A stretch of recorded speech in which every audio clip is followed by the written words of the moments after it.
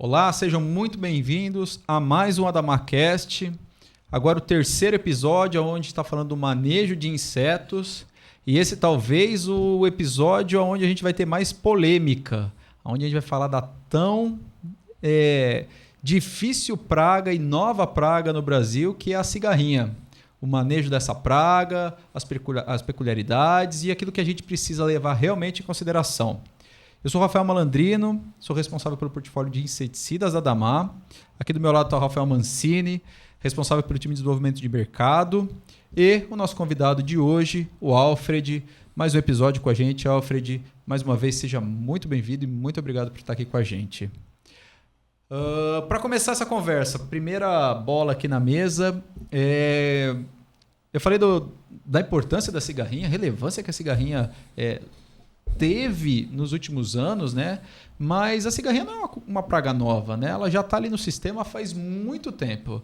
Só que ela sai de uma praga extremamente irrelevante, né? Ou que a gente basicamente não prestava atenção. Você via uma outra planta ali com algum tipo de enfesamento, mas era irrelevante para o sistema como um todo. E num curtíssimo espaço de tempo, você tem a cigarrinha tomando proporções ali, como sendo, na cabeça do agricultor, a principal praga da cultura do milho.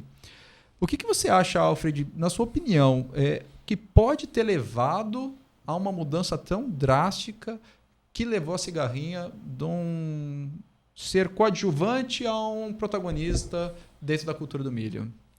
Bom, antes de começar, só agradecer o convite.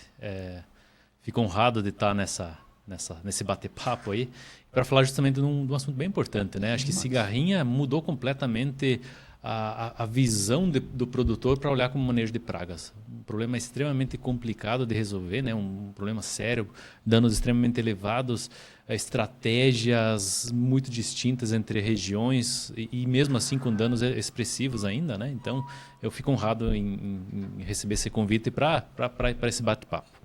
Indo direto para a tua pergunta aí, né, Rafael, difícil prever o que mudou, né? Mas realmente ela foi numa praga secundária, e nós vamos ter inclusive um episódio que a gente vai falar só de pragas secundárias ou esporádicas, para uma praga, na minha opinião, a praga principal para a cultura. Talvez divida um pouco aí com percevejo barriga verde, mas é a principal praga da cultura do milho, na minha opinião, pela dificuldade e pela complexidade de controle, né? E a gente via no passado, aí, algumas safras atrás, ela aparecia bem no final do ciclo. Aí já não era mais tão importante a questão de enfesamento, ela aparecia como praga, mas a gente via ela, principalmente depois no milho tiguera, na entre-safra, mas durante o ciclo da cultura ela não era presente, a gente não dava muita importância. Em alguns casos a gente via um pouco de enfesamento, mas em incidências muito, muito baixas, né? Então, para explicar o que mudou, talvez são mais algumas teorias, né? Mas eu acho que talvez, se a gente voltar lá para a adoção de biotecnologia, talvez essa adoção da biotecnologia tenha interferido um pouco o estabelecimento dessa praga como praga, ou a evolução dessa praga de secundária para a principal, né? Então, milho RR, ou seja, resistente a glifosato, talvez dentro da cultura da soja, onde a gente aplicava muito glifosato isolado, então a gente tinha aí, dentro da cultura da soja, muito milho tiguera, muito milho voluntário, e talvez isso, em algumas regiões onde o clima permite a sobrevivência dessa praga no período de inverno, a gente tinha, então, alimento disponível tanto para ela se multiplicar, né? A gente sabe que o milho exerce papel fundamental nessa multiplicação, então tanto para ela quanto para os patógenos associados a ela, né? Que causam os enfesamentos. Então, talvez uma das explicações seja isso, né? Desse alimento disponível na entre-safra.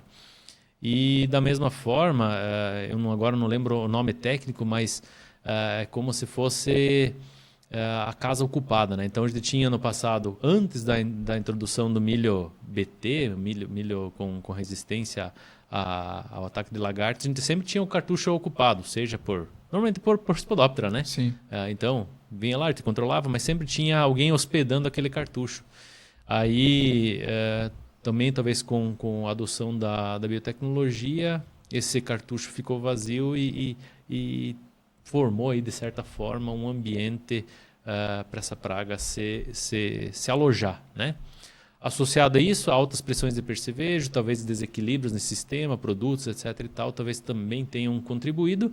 E, logicamente, mudanças climáticas, a gente não pode desprezar isso, talvez também seja uma das razões pelos quais essa praga tem se estabelecido e tem hoje um status tão importante para a cultura. Sim. Então, basicamente, né, o ambiente, mais uma vez, favorecendo o estabelecimento da praga e o fato da biotecnologia e a ação nossa, né, limpando aquela região do cartucho e deixando disponível para que outros insetos ocupassem, e nesse caso aqui a cigarrinha. Eu acho que faz muito sentido esse raciocínio e faz a gente pelo menos ter é o que você falou, né? Não dá para ter uma comprovação científica, mas pelo menos a gente tem uma ideia da perspectiva do que aconteceu, né? Porque é uma mudança realmente muito drástica e muito rápida. E a gente vê agora isso se refletindo em outros países vizinhos aqui do Brasil, né? Então você tem uma situação no Paraguai já bem estabelecida, mas agora você vê a praga se adaptando, indo para regiões, por exemplo, como a Argentina, né, Alfred? Os argentinos estão malucos. O que a gente passou há 3, 4, 5 safras atrás, eles estão vivenciando agora, né? Então é uma realidade para eles também, esse ano com populações bem altas, né?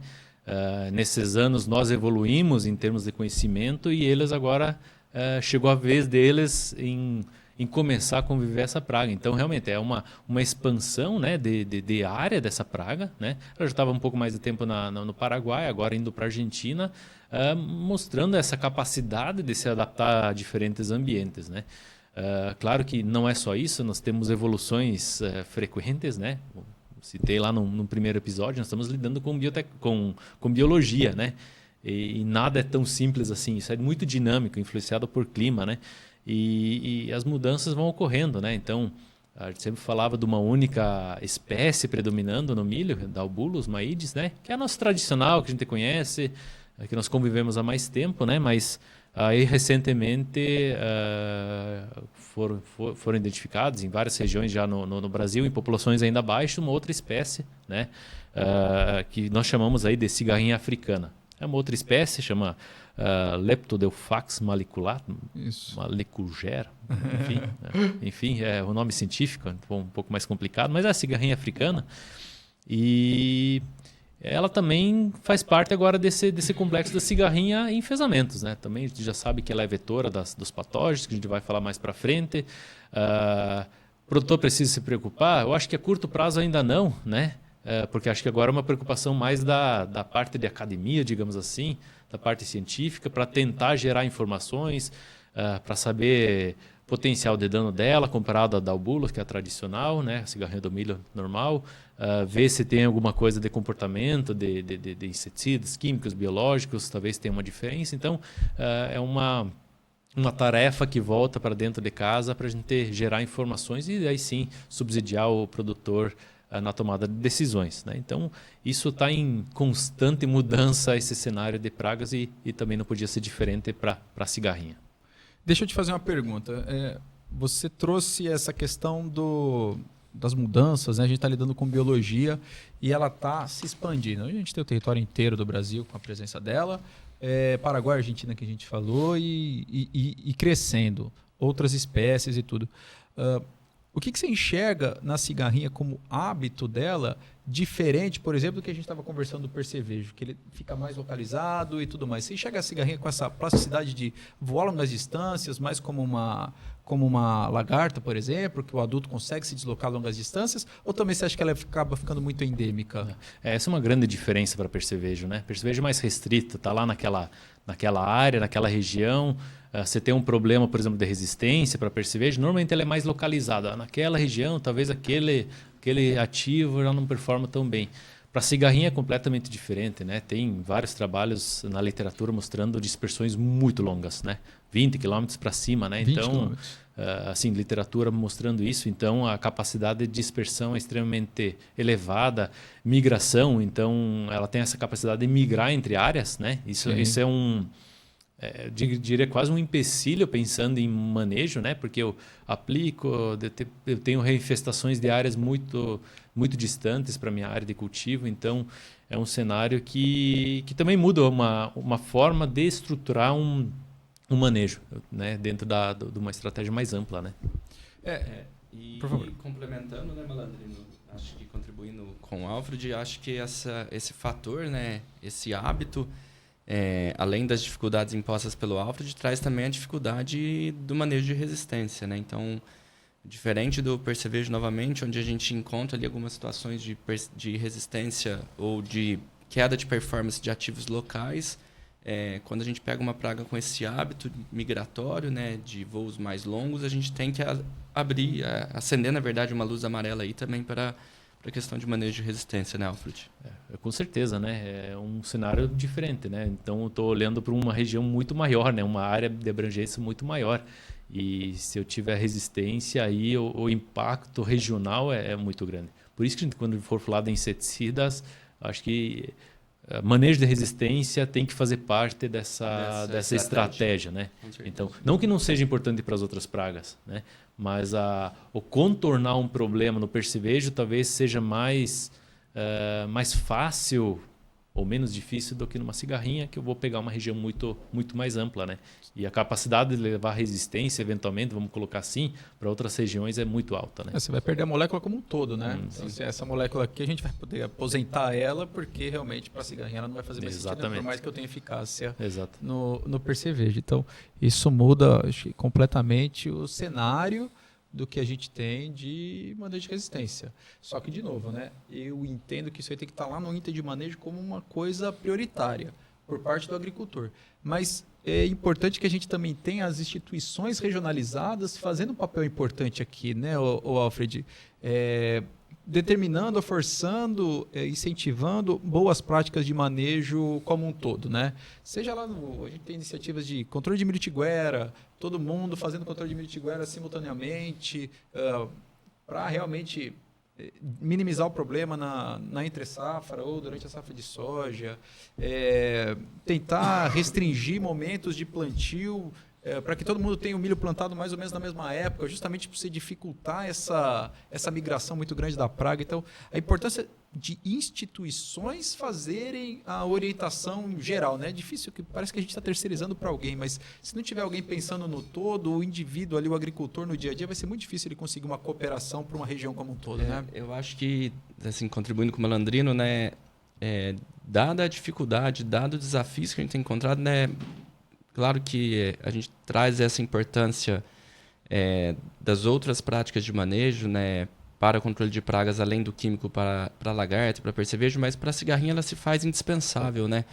Então, realmente, hoje o Malandrino já trouxe aqui, né, escalonamento de plantio, a gente tem que talvez avaliar a escolha do híbrido, né? Fala-se muito na estabelecimento de um vazio sanitário para a cultura do milho. Então, se você puder trazer um pouquinho aí dessas outras práticas que nós podemos levar ao agricultor, né, Malandrino? Eu acho que sim, as instituições regionais elas têm a sua importância, mas eu acho que cabe a nós também, como papel da indústria, né, que temos as ferramentas, conscientizar o agricultor também de que a nossa ferramenta ela é parte do manejo, mas o manejo de cigarrinha, de novo, né, ele faz muito maior do que apenas na aplicação de um inseticida, produto, seja químico ou biológico, né? Com certeza. Esse problema ele é um problema sério, então ele exige ações um pouco diferentes do que a gente está normalmente habituado a aplicar. Eu sempre, nas minhas palestras, eu sempre friso isso. O principal ponto começa com milho tiguera. Sim. E não adianta eu fazer, eu sou um produtor, eu vou fazer, meu vizinho não vai fazer.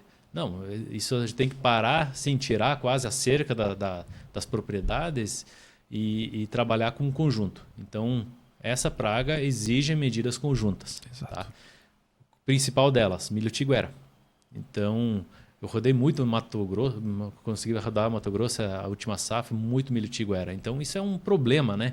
Então, por vários motivos, tem problema de seca, tem várias que dificultam talvez um pouco isso, mas nós temos que sim tomar decisões conjuntas. Então, por exemplo, nós nos unimos com o sindicato regional lá para fazer um programa de alerta, né? Falou assim, produtores, não só nossos cooperadores, os produtores que nós assistimos diretamente, mas todos os produtores regionais para eles saberem, então, que vamos fazer um programa de combate conjunto à milho tiguera e a gente tenta, pelo menos, incentivar isso, né?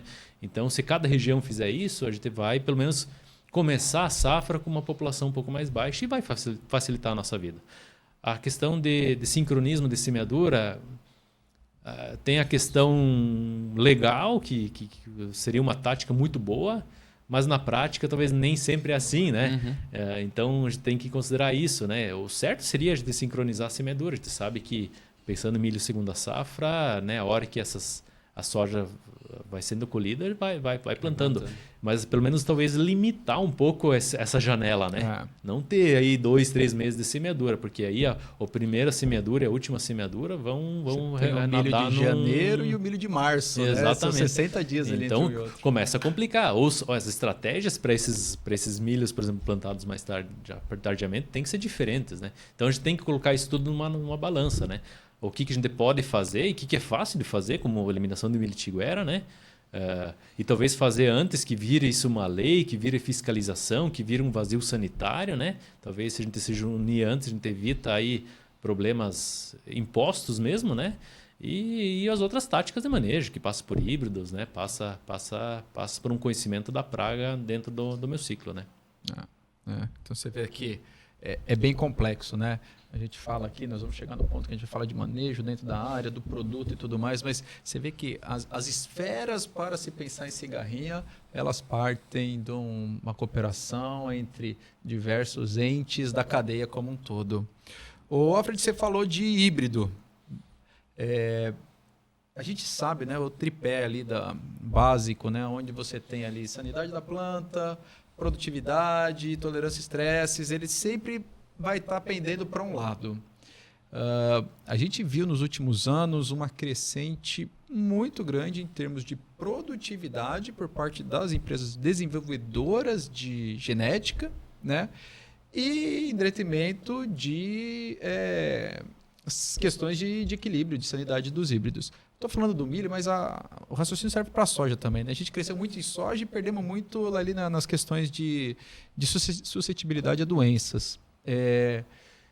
Meu entendimento é que o agricultor ele está disposto a pagar por um material, por um híbrido de milho, onde eu tenha maiores tetos produtivos e que eu possa fazer o manejo dele. Sim, pensando como o agricultor pensa, né? Ele sempre busca aquele material que é mais produtivo, mas isso vai me exigir mais tecnologia, mais experiência, mais assertividade de como eu vou controlar essa praga. Você enxerga esse como um caminho mesmo? Ou você acha que uma hora nós vamos pisar no freio, vamos virar para o outro lado e falar assim, não, vamos focar em resistência genética aqui, porque do jeito que está as coisas não vão caminhar para frente? Eu acho que a genética está evoluindo, né? Acho que isso é um bom sinal, né? Acho que dentro das indústrias ali são 2 programas de melhoramento. Um pensando em milho tropical, o outro temperado, né? Sim. Acho que primeira safra de verão, segunda safra, né? Então, pensando numa genética mais tropical, ela avançou mais rápido, porque o problema apareceu mais rápido na safrinha, na segunda safra, e está um pouco mais adiantado já essa questão de tolerância genética, né? O pessoal vai colocando dentro dos programas isso, né? Porque também é interesse da indústria em fornecer um material tolerante, né? Então, isso evoluiu um pouco mais rápido ainda já no milho segunda safra, nos materiais para a segunda safra, e está evoluindo agora para o milho temperado, digamos assim, né? Então, lá a gente tem desafios ainda um pouco maiores em termos de escolha de materiais. Tem alguma coisa de materiais tolerantes, né? Mas, às vezes, o teto produtivo realmente é um pouco mais baixo e o produtor acaba optando por abrir mão da defensividade para ter produtividade. E aí, se ele não adaptar, essa é uma decisão, correto? Correto. Então, ele precisa adaptar essa decisão ao cenário da praga. Não é só inseticida. Ele pode fazer 15 aplicações no milho suscetível e não vai resolver. Então, é possível encaixar um milho desse dentro da estratégia? Sim, mas é mais restritiva, tem que considerar várias coisas, tem que já começar lá do início, lá do milho tiguera, né? Então, é um programa um pouco mais delicado. Mas eu acho que vai acabar evoluindo para essa linha, está evoluindo para essa linha, só que isso tem um tempo, né? Para lançar um híbrido novo, produtivo, com sanidade, não é da noite para o dia, então a gente vai conviver ainda com esses problemas ao longo do tempo. Eu acho que o que é importante frisar é que nós temos tolerância genética. Sim.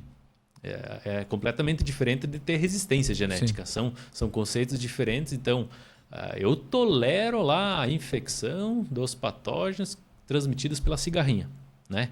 Só que a planta não resiste. Então, as condições de manejo têm que associar, tem que partir dessa premissa também.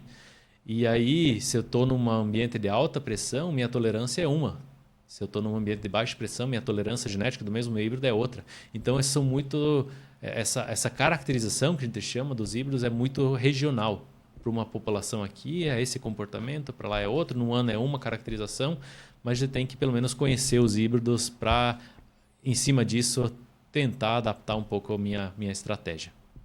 E alguma coisa que a gente pode fazer para ajudar os híbridos do milho, assim, uso de produtos que vão fazer a planta ficar mais estável. A gente tem no portfólio da Damar produtos que são bioestimulantes, que a gente sabe que estimulam a planta, trabalham toda a parte do sistema imunológico da planta também. Então, assim, você enxerga que isso, lógico que, de novo, né, é difícil ter estudo categorizado que você prova lá por A mais B, mas você acha que tem alguma coisa aqui que a gente pode pensar a respeito? Sim. Então, antes de entrar nesse assunto, a gente tem que entender o seguinte, né? Cigarrinha é o vetor, né? O inseto é o vetor, né? Então, nós estamos... Ela é o mal necessário para transmitir doenças, vamos chamar assim, né? Para a planta. Então, hoje, sim, o que a gente tem de principal, né? A cigarrinha, ela transmite um fitoplasma, um espiroplasma, que são, a gente chama de molicutes, né? Sim. Que são parecidos como bactérias, mas são classificadas como molicutes, né? E também um vírus, né? Esses patógenos, eles são os principais causadores do dano que a gente chama dos enfesamentos, né? Então, são patógenos vasculares, né? Que são translocados via floema dentro da planta. Qualquer medida que eu tenho de melhorar a robustez dessa planta, vamos dizer assim, seja através de métodos que eu aplique alguma coisa que induza essa capacidade, ou também de outros fatores que conferem à planta um melhor, como é que posso dizer, uma melhor adaptação, vão contribuir para diminuir os danos. Ou seja, por exemplo, vamos talvez fazer o contrário, ou fazer um comparativo. Você tem uma planta lá com ataque de percevejo e do lado uma planta sem ataque de percevejo, a planta que está atacada por percevejo vai sofrer mais com o enfesamento do que a planta sadia. E assim vai para outros fatores também, doenças, etc e tal. Seca, né? Quando tem um período de seca, a planta sofre mais e acaba sofrendo também mais com o enfesamento. E daí partindo para essa linha de... Eu tenho uma linha dentro da pesquisa que chamou de indução de tolerância, né? Uhum. Então, é muito mais... é uma pesquisa que está evoluindo ainda, a gente mas tem alguns produtos indo para essa linha. Assim, eu aplico alguns produtos que conferem a essa planta uma melhor capacidade em conviver com os enfesamentos. Então, tem sim, como eu falei, é um pouco mais complicado em chegar assim com o manejo definitivo, mas a gente está evoluindo para isso sim. E eu acredito que a curto prazo a gente talvez vai ter ferramentas, não para tirar o inseticida, mas para induzir justamente essa tolerância para a planta. Então você vê, né? Até agora a gente conversou sobre várias alternativas, seja na escolha do material, seja na indução das plantas, seja no milho tiguera, seja na época de plantio. Várias estratégias aonde a gente nem começou a falar do manejo da praga por si só, né? Então você vê como o problema é complexo e como exige entendimento aí de todos para ser efetivo. Eu acho que, pensando agora na praga por si só e pensando, mais ou menos como a gente fez dentro da cultura ali, na conversa de percevejo, pensando no ciclo, né? Que momentos que eu tenho que ter preocupação com a cigarrinha e quais são os momentos que eu não posso abrir mão de ter ali 100% de controle, não, mas 100% de atenção em cima disso. Onde é essencial? Fatores críticos aqui, né? Na verdade, uma praga diferente, novamente, antes da semeadura começa. Novamente, milho tiguera, mostra a presença ou não do milho tiguera, mostra durante o ciclo da cultura se você vai ter mais sucesso ou menos sucesso. Então começa antes, né? Mas assim, claro, pensando na cultura do milho, a principal fase é essas fases iniciais. Só que ela se estende. Isso é muito variável, assim, né?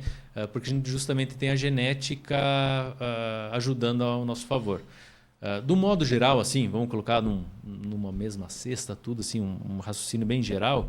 Nós estamos falando dos principais danos vão até V6, V8. Assim, onde realmente eu tenho, sei lá, 60%, 70% dos danos dos enfesamentos. O híbrido suscetível, isso se estende até o pré-pendoamento, pendoamento. Então, um híbrido, por exemplo, tolerante, ele é muito suscetível. Ele é tolerante, mas a suscetibilidade dele é maior, está na fase inicial. Depois, ele vai ficando mais tolerante, digamos assim, conforme vai avançando as fases. Claro que o híbrido suscetível também é assim, só que ele ainda perde potencial produtivo ser infectado a partir de V8. Menos do que no início, mas ainda perde. Então, essa é uma chave muito importante. Só que a gente não pode esquecer, nós temos a praga, cigarrinha e temos o enfesamento. Eu falei agora basicamente em enfesamento, né? O dano dos patógenos estão nessa fase. O que a gente tem visto? Então eu vou plantar um híbrido extremamente tolerante, vou aplicar até V6, quando você colocou assim, é o meu período crítico, e vou esquecer desse manejo para frente. O que ocorre para frente? Essa população ela começa a crescer tanto que eu não tenho problema com o enfesamento, mas tenho problema com um dano indireto dela, a sucção da seiva, que talvez seja um dano direto, mas pela sucção de seiva lá, enfim, a liberação de compostos por ela, causando fumagina. Então, eu parei de olhar só pro enfesamento e comecei a olhar outros problemas dessa praga, que é a fumagina. Então, a gente não consegue separar uma coisa da outra. Por um período eu olho muito a questão de enfesamento, que compromete meu potencial produtivo muito drasticamente, mas por outro eu não posso esquecer dos estágios mais avançados, aí pós-pendoamento, porque lá sim, se a população estiver alta e eu não fizer controle, essa população subir, eu posso ter problemas e vou ter problemas com fumagina, e aí sim a minha capacidade de fotossintética da planta vai cair drasticamente. Então, no período crítico de enchimento de grão. Então é uma praga que exige muito mais cuidado, né? Que vem antes da safra, durante a safra, do período vegetativo e dentro do período reprodutivo também, né? Muito, muito, muito complexo, mas o jeito que você trouxe aqui acho que ficou fácil para a gente entender. Eu acho que aumentando ainda a complexidade da cigarrinha, a gente tem a sobreposição da cigarrinha com as outras pragas, né? Então, até o V4, V5, V6, a gente estava conversando sobre percevejo. Então, você tem a sobreposição de cigarrinha mais percevejo.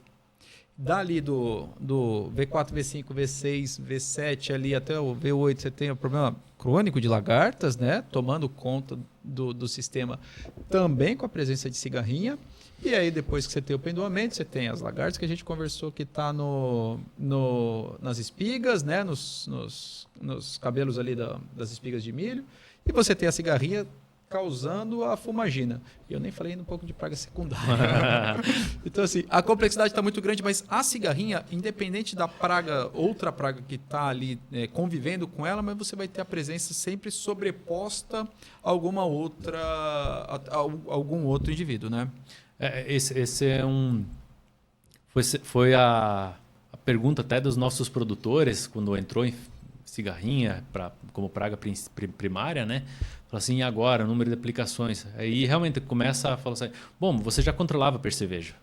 Então, o que você vai fazer? Só vai fazer uma escolha correta de estratégia que contempla essas duas pragas nessa fase inicial. Você já tinha problema com lagarta, você sempre manejou lagarta. Então, você vai associar, naquele período onde você tem lagarta e cigarrinha, você vai olhar para a tua estratégia conjunta e vai fazer a escolha correta de moléculas, às vezes nem encarecendo muito o custo, mas só fazendo a escolha correta de moléculas ou associando um outro produto para fazer um manejo conjunto. E assim vai para pós-emergência. Bom, nós temos pulgões, nós vamos falar isso também de pulgões de milho, né? Então, aproveita e use uma ferramenta que já resolva tudo, né? Então, em muitos casos, assim, sabe o que? Eu não aumentei muito o investimento, sim, um pouquinho, mas O número de entradas aumentou, sim, mas eu já tinha muita entrada, eu já fazia fungicida, eu já tenho herbicida no sistema, então a gente acaba aproveitando os outros momentos das outras pragas para incluir mais uma praga dentro da estratégia, que é a cigarrinha. Sim. Claro que com cuidados diferentes, com necessidades diferentes também, né? E é legal isso, né? Porque quando você olha para a cultura da soja, a prioridade do agricultor é sempre o fungicida, né? Então, assim, a cabeça dele está assim, eu vou ter que entrar por fungicida.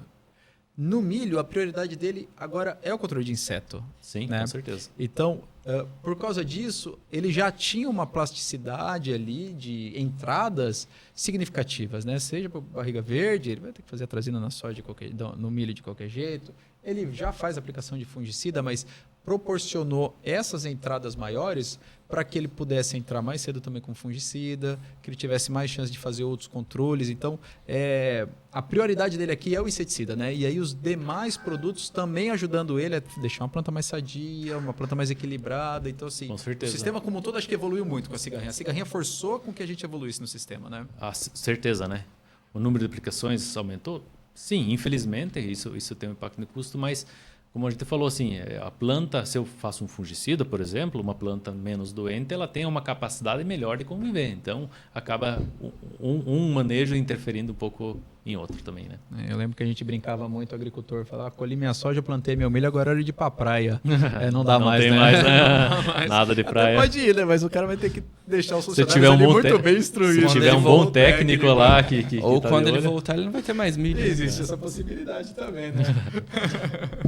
Legal. Bom, e a gente falou da cigarrinha, né? Os momentos, a sobreposição, mas como eu monitoro essa cigarrinha? É um grande desafio, né? Não bate pano, né? Se anda na lavoura, você vê aquele monte de inseto voando, você não consegue contar por planta. Então, assim, como monitorar, Alfred? Eu acho que para essa praga é um pouco diferente, tá? Vamos considerar, é um vetor. Sim. Então, meu nível, meu foco é um pouco diferente.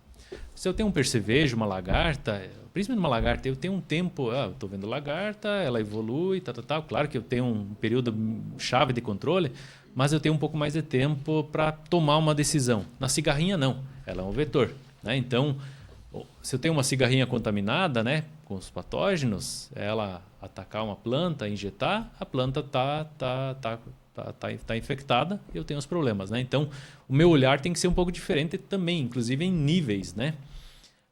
Então, esse é um ponto bem importante, digamos assim. Por isso que os níveis assim de controle, quando a gente for entrar, são muito baixos. Sim. Como monitorar? Então, existem umas ferramentas. Primeiro tem que ir para a lavoura. E aí como é uma praga muito migratória, se venta, você não enxerga ela, então às vezes você vai lá de manhã, não tem cigarrinha. Não tem. Você volta de tarde e tem cigarrinha. Então você precisa se equipar ou gerar informações para tomar uma decisão. Isso indo para a lavoura, mas tem várias ferramentas assim baratas, inclusive, mais tecnológicas, menos tecnológicas, com cola, para fazer esse monitoramento. É uma tomada, novamente uma ferramenta para te ajudar a tomar uma decisão, né? Então, simplesmente compra colas, aquelas armadilhas amarelas que podem ser colocadas nas lavouras. Tem uma relação direta com a população no campo? Não, mas é um indicativo também que a cigarrinha está lá, né? Então, nós, inclusive, vamos lançar ferramentas junto com uma empresa com o uso da inteligência artificial, fazer esse monitoramento, para auxiliar novamente o produtor a tomar uma decisão. Então, isso é fundamental para a gente acertar a estratégia de manejo. Eu sempre falo o seguinte, quando tem bastante praga, o produtor faz o manejo. Sim. Ela está vendo, ninguém discute intervalo. O problema é quando tem baixa população da cigarrinha. Aí o produtor começa mas acho que está tranquilo. E aí que mora o problema. Volto a frisar, é um vetor, é um pouco diferente. Eu sempre gosto de fazer essa comparação. Acho que no Brasil, a gente falou muito de dengue esse ano, né? Sim. Então, não existe um nível de dengue. Ele falou assim, nessa sala onde nós estamos gravando esse podcast, pode ter 3 mosquitos Aedes Por sala. por metro cúbico, que não vai ter problema. A partir do quarto vai ter problema. Não existe, é um vetor, basta um que você tenha um problema instalado. Então, meus crivos têm que ser muito, muito diferentes. Por isso que eu fiz um pouco a analogia com as lagartas, né? Lagartas eu vejo, aí sim posso pegar produto, escolher minha ferramenta e fazer o controle.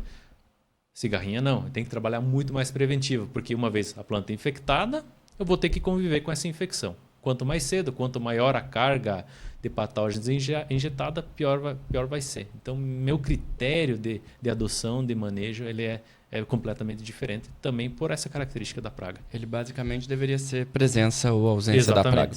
E por isso que talvez as decisões, não existe só uma ferramenta de monitoramento. Né? Se eu for lá num dia com muito vento, não vai ter cigarrinha. Eu volto de tarde sem vento, talvez está cheio de cigarrinha. Então, é muito dinâmico justamente pelo comportamento da praga. Né? Alfred, até por curiosidade, né? Não sei se vocês já têm esse nível de informação, mas para que a gente realmente entenda essa atenção que a gente deve ter dessa presença e ausência, a gente já tem hoje um dado que nos mostre, vamos dizer assim, quantas picadas ou por quanto tempo a cigarrinha tem que picar ou sugar o milho para que ela faça a transmissão do vírus? Sim, isso é uma questão de biologia mesmo do inseto, né? Então, colocando assim, tem um ovo, uma cigarrinha eclode. Ela eclode sem a presença desses patógenos. Então, ela precisa se alimentar de uma planta de milho infectada que tem as doenças para adquirir e incubar essa doença dentro dela, né? Então existe todo um processo biológico para fazer isso. Por isso que a eliminação do milho tiguera é tão importante, né? Se eu não tenho essa ponte, ela não tem onde adquirir esse patógeno. E aí, isso é muito importante que você perguntou para a estratégia de manejo, né? E para cada patógeno desse, para o fitoplasma, para o espiroplasma e para o vírus, são tempos diferentes. Mas aí estamos falando algo ao redor de entre 30 minutos, pelos dados de literatura, até 1 hora. Então, ela precisa se alimentar por no mínimo 30 minutos para daí transmitir lá o patógeno. Depende, cada um tem um tempo, né? Mas entre 30 minutos a 1 hora, se alimentando da planta, ela já transmite então os patógenos. Então, por que isso é importante, né? É por causa da minha estratégia de manejo. Então, tem que ter uma capacidade boa de controlar ela num curto período de tempo, né? Sim, realmente é um tempo muito curto, né? Para que ela se torne aí uma vetora e exatamente cause o dano, né? 30 minutos, né? Realmente é muito pouco. Por isso que como eu falei novamente, lagarta, eu posso ter 2, 3 dias para tomar uma decisão. Para cigarrinha, não tenho esse tempo. Então, por isso que exige mais cuidado, por isso que exige, às vezes, infelizmente, um número maior de aplicações, escolha de moléculas corretas, intervalos curtos e assim por diante. E entender que cada cenário é um cenário, né? Você entrou nesse ponto. Vamos pensar agora no dia a dia do produtor. Ele estabeleceu a cultura dele, ele fez boas práticas de dessecação, cuidou lá do Miritiguera, estabeleceu. O que você entende pensando no controle? A gente falou da importância de controlar, sobrepor, né, com o percevejo, sobrepor também o controle das lagartas. Mas o que você entende que é crucial aqui nesse produto? Né? A gente falou de efeito de choque, falamos de residualidade, contaminação tarsal faz sentido para a cigarrinha? Quais são as formas que ela está se contaminando e o que a gente tem que ou priorizar em um momento ou priorizar em outro? Você consegue passar um panorama assim do que eu preciso buscar de um produto aqui? Acho que o principal é tentar associar. A gente já falou disso, porque eu tenho custo, né? Eu consigo reduzir o custo. Com certeza. Mas assim, eu preciso escolher minhas ferramentas corretas. Então, tem vários inseticidas no mercado. Alguns funcionam muito bem. Você já comentou, por exemplo, a Cefata é um deles, né? Mas é uma das ferramentas e outras, infelizmente, não. Então, a efetividade é muito importante. O que a gente precisava mesmo é sistemicidade. Então, a sistemicidade para um vetor, ele é chave. Claro que eu tenho... Porque assim, o contato direto. A cigarrinha ela é muito móvel, né? Então, infelizmente, talvez é um dos meios menos importantes de contaminação para essa praga, né? Ela está migrando muito, está aplicando aqui, ela está voando. Se eu não atingir ela, não controlo. Então, infelizmente, produtos de contato têm baixa efetividade. Então, eu tenho que ter produtos com persistência, que ela se contamina de outras formas, né? seja tarsalmente, eventualmente, seja via sistemicidade, né? Então, em algum momento eu vou usar produtos sistêmicos, outros talvez eu possa usar produtos mais de persistência, vamos chamar assim. Mas uma vez que... Vamos pensar ali na contaminação tarsal, o peretróide, ela não caminha, né, Alfred? Pensando no hábito dela, ela vai pousar aqui, depois ela vai pousar aqui, ela vai pousar aqui, ela vai se contaminando, mas talvez muito lentamente, não na né? intensidade que o percevejo faz. Não, isso, né? não. Que ele caminha, O percevejo caminha demais, né? Vai demais. E normalmente, assim, onde é que está a cigarrinha? No cartucho do milho, né? Sim. Do modo geral. Ali tem pouco produto do modo geral, né? Então, por isso que a sistemicidade, ela é muito importante, né? Ela é muito importante, né? Legal. Talvez seja... E por isso, assim, se eu tenho, como a gente falou assim, ela precisa... A gente precisa controlar ela num período bem rápido, correto? Porque senão ela tem a capacidade de transmitir lá os patógenos. Então, eu preciso ter o produto correto, em intervalos corretos, em doses corretas, para eu ter essa capacidade de controlar ela nesse período curto de tempo, né? Senão eu vou acabar criando uma janela que abre a porta para a contaminação. Para a entrada. Faz total sentido. Eu acho que falar de manejo de cigarrinha, né? O Malandrino adentrou no tema mais específico, produtos, né? E a gente não pode deixar de falar da importância dos inseticidas biológicos, né? Talvez hoje um dos maiores segmentos do mercado de produtos biológicos e que vem impulsionando essa crescente aí nos últimos anos do mercado de biológicos pelo manejo da cigarrinha, né? A importância desses produtos dentro do manejo. Mas se pudesse trazer um pouquinho da tua visão, da tua experiência, do como contribui, da importância da gente também trabalhar o biológico no sistema. Não, com certeza faz parte, isso não é uma moda, isso é uma realidade hoje, o uso de produtos biológicos. Os produtos biológicos são uma ferramenta, da mesma forma como o inseticida químico é uma ferramenta. Então, ela vai fazer parte da estratégia de manejo se, se ela for eficaz, e 2, se ela tiver custo. Né? O produtor não vai comprar, na minha opinião, um produto biológico só por esse apelo, se ele custar 3, 4, 5 vezes a mais do que uma ferramenta que ele está habituado de utilizar. Então, esse é o primeiro passo. Então, ela é uma ferramenta. Faz parte da estratégia de manejo, como foi muito bem mencionado aqui. Talvez é a praga ou a cultura que mais tem impulsionado o uso desses produtos. Claro que tem na soja, a Bradyrhizobium, enfim, que talvez tem mais expressividade em termos de área tratada, mas assim, em termos de manejo de pragas e doenças, com certeza a cigarrinha trouxe isso. E isso é uma questão que está evoluindo muito. Nós estamos numa geração de produtos, mas eu enxergo que biológicos vai evoluir muito. Principalmente a partir do momento que a gente sair da aplicação de micro-organismos mesmo, que faz o controle, né, como Balvéria, Isara, enfim, para produtos, para metabólitos, que também são produzidos por esses micro-organismos. Então, às vezes, não deixa de ser um inseticida biológico, né, depende muito do processo, mas aí a gente vai ganhar muito mais flexibilidade de aplicação. Porque hoje, sim, ao aplicar um fungo entomopatogênico, eu preciso olhar muito para a questão de compatibilidade de cauda. Então, tem alguns produtos que você vai associar que matam esse micro-organismo. Eu tenho que olhar muito para clima. Então, tem uma questão porque esse micro-organismo precisa se estabelecer para contaminar a cigarrinha. Então, tem que atingir ela, ou ela tem que se contaminar, você tem que ter condição para germinar esse esporo, etc. e tal, para contaminar. Então, é um sistema mais complexo. E a partir do momento que a gente começar a trabalhar com metabólitos, a gente ganha shelf life, ganha um monte de benefícios. Acho que isso é o futuro do controle biológico para cigarrinho ou, do modo geral, para várias pragas. Acho que a gente vai ter um ganho muito grande. Mas hoje, sim, é viável o uso de biológicos dentro do sistema do controle de cigarrinha? Sim. Em todas as situações? Não. Então, é muito perfil de produtor, é muito ambiente. O que a gente vê normalmente? Quanto pior minha situação, ou seja, quanto pior minha população, quanto mais suscetível é o meu híbrido, mais resposta eu tenho do biológico. Então, eu tenho situações onde eu não tenho resposta do biológico e tenho situações que eu tenho uma boa resposta do biológico. Novamente, não é uma receita de bolo, é olhar para o ambiente de uma forma mais ampla.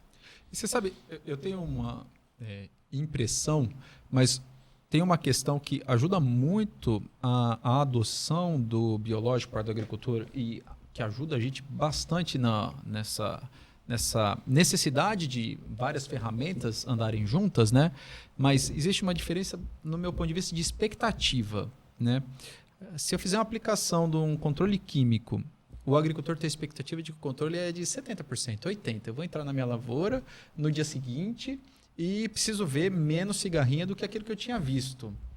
Quando eu faço de um biológico, para ele já faz muito mais sentido a ideia de sistema, a ideia de residualidade, a ideia de que eu estou fazendo isso daqui como uma outra ferramenta e que a expectativa dele é que seja um controle de sistema. Eu estou vendo uma cigarrinha aqui esporulada no chão, estou vendo outro indivíduo ali. Então, assim, beleza, isso aqui vai me ajudar.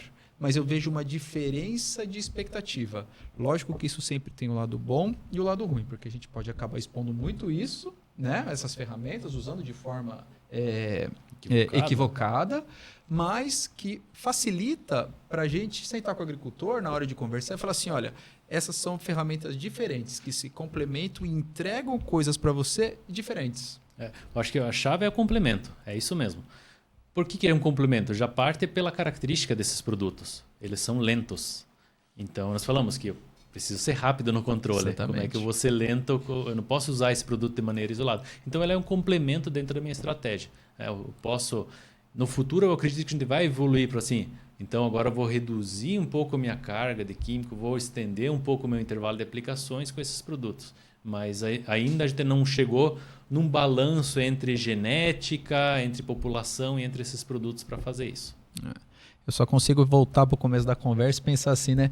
Como a vida dos argentinos vai ser mais fácil do que a nossa, né? Porque em 5, 6 anos, olha o tanto de coisa que a gente entendeu, a gente desenvolveu, a gente pesquisou e adotou.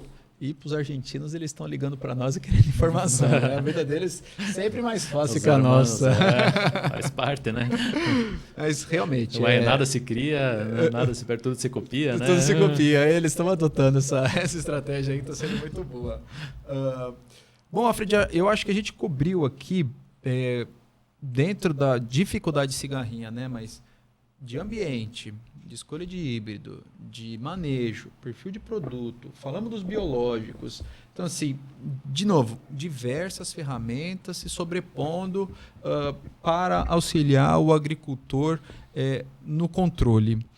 Falamos muito da conscientização do agricultor aqui, que eu acho que é um ponto chave, né? Fator ali de sucesso. E eu acho que... caminhando aí já, encerrando essa nossa conversa sobre cigarrinha, o que você pensa que vai ser aí os próximos passos em termos de pressão da praga? Você enxerga que a gente chegou num nível estável? Ela está só se expandindo? Você enxerga que a africana ali pode sim virar um problema tão grande quanto a cigarrinha que a gente tem hoje aqui, a Doblos Maides? Qual a sua opinião? É lógico que agora é sua opinião e bola de cristal, né? Vou ser um pouco mais polêmico, né? A gente viu aí o que aconteceu na interação do bicudo com a cultura do algodão, né? Muitas regiões produtoras, como o próprio Paraná, onde a gente está falando aqui hoje, já tiveram sua importância como produtoras de algodão e deixaram de produzir, deixaram de plantar a cultura em função de uma praga chamada bicudo. Então, vou ser um pouco mais polêmico. Você enxerga esse nível de evolução, de infestação, a ponto da gente ter que erradicar a cultura de milho de algumas regiões importantes produtoras hoje? Ou não? Eu acho que nós estamos quase partindo um pouquinho para isso. Aí, assim, eu estou me baseando em quê? Nós temos monitoramento, um programa bem robusto de monitoramento que é dentro da nossa área de atuação. Monitoramento mesmo, de armadilha semanal. E o que a gente está vendo? Para as nossas condições. Tudo bem, influenciado por clima, por vários fatores. Cada ano que passa, essa população está crescendo. Né? Então, nós temos 3 anos de informações completas. A gente está convivendo, vamos agora para o 4º ano de monitoramento, 5º ano convivendo realmente com cigarrinha, no milho verão principalmente. Né? Na safrinha já era mais tempo. E a população ela só cresceu. Então, se a genética não evoluir, e eu estou falando principalmente em cima da genética, que talvez seja um dos pontos principais, porque o inseticida é uma ferramenta, né, mas a genética ela tem que avançar nisso, a gente pode ir para essa mesma situação do algodão, sim. Tá? E isso muito atrelado ao que vai acontecer com o preço de milho. Então, isso é uma decisão que ele vai tomar muito próximo da semeadura. Eu preciso investir em manejo. Eu vou ter que investir, de certa forma, um manejo mais intensivo. Isso tem um custo. Né? Então, se o milho remunera isso, estou falando muito mais da primeira safra, né? Que daí ele tem a opção de fazer soja ou milho. Né? Se esse manejo for viável, ele vai plantar milho. Até não chegar a genética que eu reduza o número de aplicações.